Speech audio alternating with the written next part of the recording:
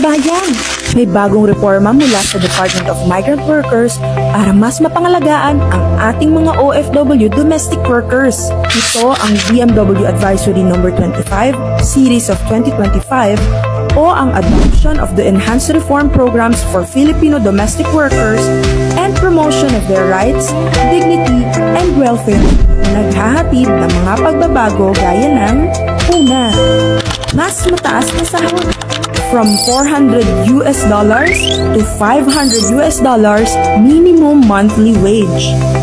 Pangalawa, libreng check-up at gamutan. Annual medical check-ups plus hospitalizations covered kapag work-related.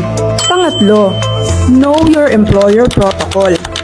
Ipapatupad na rin ang mandatory video call para makilala ang employer bago pumirma ng kontrata.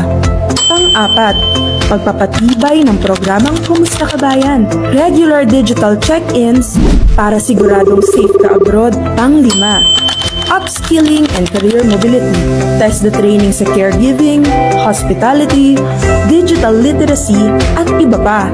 Pang-anim, mas ligtas na recruitment facilities. Ang mga licensed recruitment agencies ay dapat maglaan ng isang ligtas at malinis na tuluyan na may kasamang pagkain, maayos na palikuran, internet at iba pa. Pang-pito, whitelisting ng recruitment agencies. Tanging ang mga recruitment agencies na wastong sumusunod sa mga alituntunin at patakaran ng BMW ang papayagang mag-deploy ng mga manggagawa sa abroad. At pangwalo, legal at emergency support under Action Fund para sa medical, legal, financial at emergency assistance.